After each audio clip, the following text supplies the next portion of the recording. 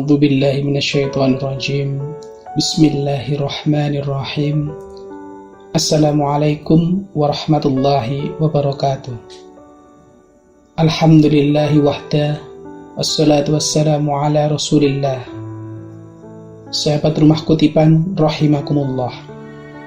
Pada hari ini, Rumah Kutipan akan membahas asal-muasal gelar Sultanul Aulia atau Raja Para Wali yang dimiliki oleh Syekh Abdul Qadir Al-Jailani. Tentu tidak asing lagi dengan ulama karismatik Syekh Abdul Qadir Al-Jailani. Beliau merupakan ulama besar yang menyandang gelar Sultanul Aulia. Dalam sejarah Islam, setiap abad akan ditemukan satu orang yang akan menjadi tokoh besar Islam berstatus mujaddid atau seorang pembaharu. Hal ini selaras dengan sabda Nabi Muhammad SAW yang mengatakan bahwasanya Allah akan mengirimkan seorang tokoh pembaharu dalam Islam di tiap 100 tahun sekali yang akan membawa pengaruh besar dalam sejarah umat Islam. Jika pada abad ke-11 Masehi, sejarah Islam memiliki tokoh Imam Al-Ghazali yang terkenal akan gelar Hujjatul Islamnya yang mampu mengkolaborasikan antara ruang syariat dengan thariqat dan memiliki karya Ihya Ulumuddin yang hingga saat ini masih dijadikan rujukan umat Islam dalam praktek beribadah. Maka pada abad ke-12 Masehi, sebelum munculnya tokoh masyhur Imam Fakhruddin Ar-Razi, kedudukan mujaddid dimiliki oleh Syekh Abdul Qadir Al-Jailani yang mendapat predikat Sultanul Aulia atau pemimpin para wali. Seperti halnya Imam Al-Ghazali, Syekh Abdul Qadir Al-Jailani justru masyhur akan praktik thariqat dan amaliyah sufismenya. Sehingga tidak jarang masyarakat menyelipkan nama beliau pada setiap kegiatan amaliyah untuk menghormati melalui kiriman doa atau yang sering disebut dengan tawasul. Bahkan, perjalanan hidup Syekh Abdul Qadir Al-Jailani hingga kini masih terkenang dengan baik di kalangan masyarakat dengan kegiatan manakibnya atau pembacaan riwayat hidup beliau. Maka tak heran jika nama beliau tidak asing lagi bagi umat muslim di Indonesia. Sahabat Rumah Kutipan rahimakumullah, Syekh Abdul Qadir Al-Jailani yang memiliki gelar Sultanul Aulia ini telah termaktub dalam kitab Al-Fawaid Al-Mukhtarah, karya dari Habib Ali Hasan Baharun. Kitab tersebut berisi tentang ujangan-ujangan para ulama, ujangan para wali, para habaib, dan termasuk kisah Syekh Abdul Qadir Al-Jailani saat memperoleh gelar Sultanul Aulia. Dalam kitab tersebut diceritakan bahwa ketika Syekh Abdul Qadir Al-Jailani menimba ilmu, beliau memiliki dua teman yang sangat cerdas. Mereka adalah Ibnu Saqo dan Ibnu Abi Asrun. Pertemanan mereka berlanjut hingga suatu saat mereka ingin pergi ke daerah pelosok untuk menjumpai seorang wali yang dikenal dengan istilah Wali Al-Ghauts. Mereka bertiga pergi dengan niat dan tujuan yang berbeda. Ibnu Saqo dan Ibnu Abi Asrun berniat ingin menguji kewalian dari Wali Al-Ghauts dengan sebuah pertanyaan yang sulit yang telah mereka siapkan. Dan mereka berdua yakin pertanyaannya tidak akan mampu terjawab oleh Wali Al-Ghauts. "Hei Saqo, apakah tujuanmu ingin bertemu dengan Wali Al-Ghauts?" tanya Ibnu Abi Asrun. "Aku akan mengajukan sebuah pertanyaan yang begitu sulit, hingga ia bingung dan tidak mampu untuk menjawabnya. Karena aku orang yang cerdas, maka sudah sepatutnya aku menguji kedalaman ilmu dari seorang wali," jawab Ibnu Saqo.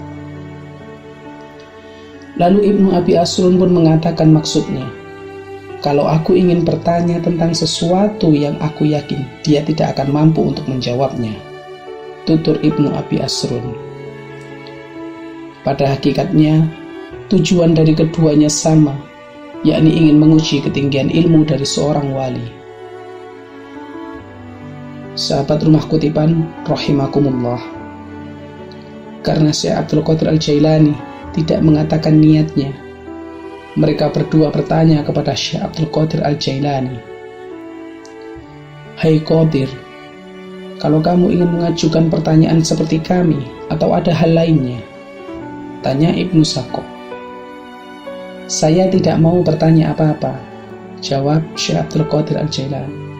Lalu mereka berdua pun bertanya kembali, "Lantas, apa yang kamu inginkan? Apakah kamu hanya ingin mengikuti kami?" tutur mereka. "Saya tidak punya pertanyaan yang mau diajukan. Saya hanya ingin sowan saja dan mengharap berkah dari beliau. Itu saja sudah cukup, karena orang seperti beliau biasanya hanya disibukkan dengan kekasihnya, yaitu Allah Subhanahu wa Ta'ala," jawab Syekh Abdul Qadir Al-Jailani. Dari dialog mereka, kita dapat melihat sifat dan sikap mereka terhadap kekasih Allah Subhanahu wa Ta'ala. Kesombongan dan rendah diri manusia juga bisa diukur dengan sebuah perkataan. Kesombongan terhadap orang lain terjadi ketika kita memposisikan diri kita lebih tinggi atau lebih hebat daripada orang lain. Sementara orang yang rendah hati akan tetap memposisikan dirinya sebagai penerima anugerah ilahi yang tidak sempurna dan lemah.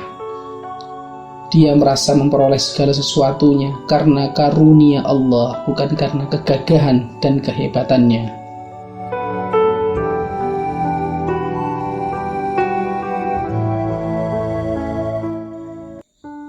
Sahabat rumah kutipan rahimakumullah, sesampainya mereka di kediaman Wali Al-Gouds, mereka langsung mengetuk pintu rumah wali tersebut.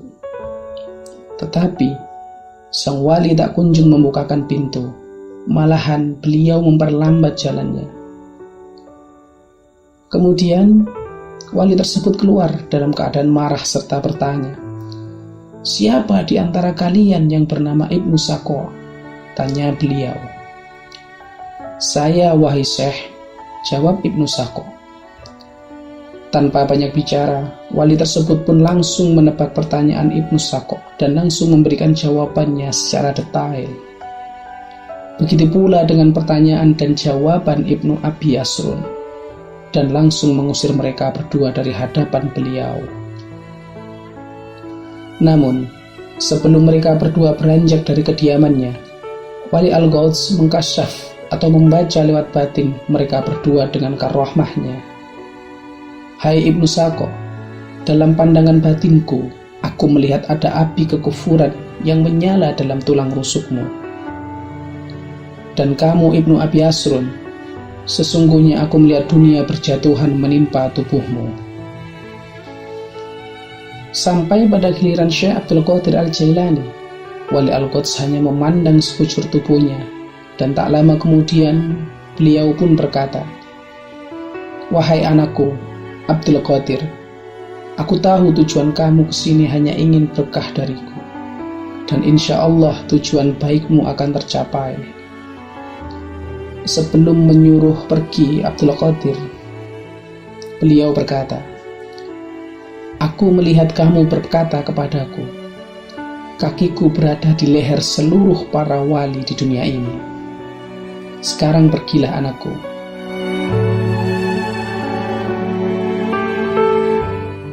Sahabat rumah kutipan rahimakumullah, selang beberapa hari dari kejadian tersebut, Ibnu Sako dipanggil oleh raja di negerinya dan diperintahkan untuk pergi menemui ulama Nasrani agar ia berdebat dengan para ulama pentolan-pentolan Nasrani.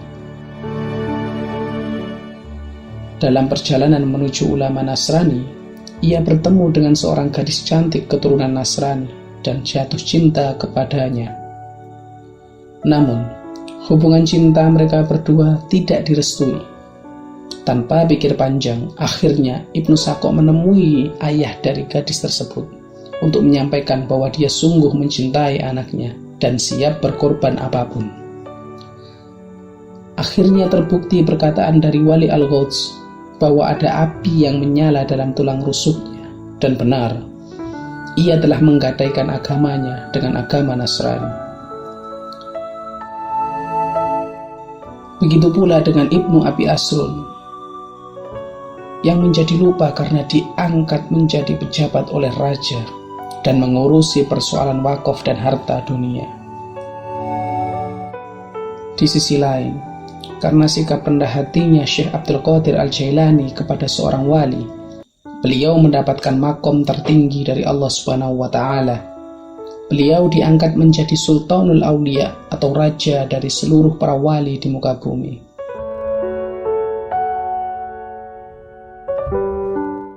Sahabat Rumah Kutipan rahimakumullah, dalam kitab Qulaidul Jawahir, Habib Umar Mutahhar menceritakan bahwa di antara cerita lain, ketika Syekh Abdul Qadir Al-Jailani dalam suatu majelis ilmu mengatakan, "Qodami ala rokobatin kulli waliyin," yang artinya adalah telapak kakiku berada di atas leher semua wali.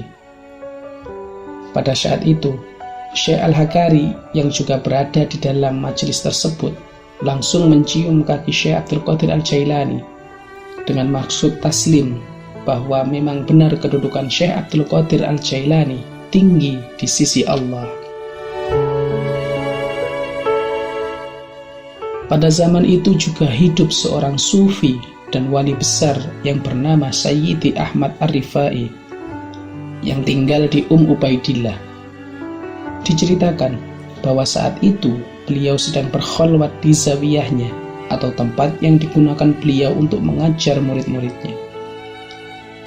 Ketika para muridnya sedang menunggu beliau selesai berkholwat, tiba-tiba jendela tempat berkholwat beliau terbuka dan terdengar suara Sayyidi Ahmad Ar-Rifai mengatakan, "Sodaqo Abdul Qadir."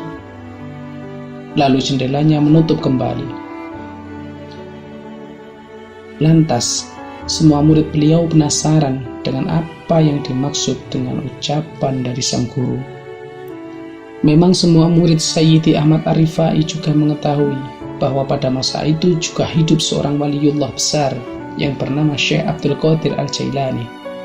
Ternyata, setelah diteliti dan diurutkan berdasarkan waktu pengucapan beliau, ucapan tersebut keluar bersamaan ketika Syekh Abdul Qadir Al-Jailani mengatakan, "Qadamu ala raqabati kulli waliyin." Padahal tempat Sayyidi Ahmad Ar-Rifai yang berada di daerah Ubaidillah berjarak sejauh 600 km dari Baghdad. Padahal tempat Sayyidi Ahmad Ar-Rifai yang berada di daerah Ubaidillah berjarak sejauh 600 km dari Baghdad, Irak, atau tempat Syekh Abdul Qadir Al-Jailani tinggal. Sahabat Rumah Kutipan rahimakumullah, begitulah dunia para wali. Sayyidi Ahmad Ar-Rifai mampu mengatakan pengakuan akan telapak kaki Syekh Abdul Qadir Jailani yang berada di atas leher semua para wali. Walaupun jarak di antara keduanya sangatlah jauh, para wali diberikan keistimewaan oleh Allah Subhanahu wa Ta'ala berupa kasyaf atau mampu melihat sesuatu yang tidak bisa dilihat oleh orang pada umumnya, mampu berkomunikasi jarak jauh dengan kejernihan hati, dan lain sebagainya. Memang kisah para wali tentu memberi pelajaran sebagai pengingat dan untuk menguatkan iman. Sahabat Rumah Kutipan rahimakumullah, hikmah yang bisa kita ambil pelajaran dari kejadian ini adalah bahwa siapapun kita tidaklah pantas mengedepankan kelebihan, karena di atas langit masih ada langit. Sikap rendah diri haruslah menjadi prioritas utama setiap manusia, mengingat ilmu tidak lebih diutamakan daripada akhlak. Sebagaimana perkataan Sayyid Muhammad Alwi Al-Maliki, "Al-adab qabla al-ilmi." Adab lebih didahulukan daripada ilmu. Wallahu a'lam bishawab. Wassalamualaikum warahmatullahi wabarakatuh.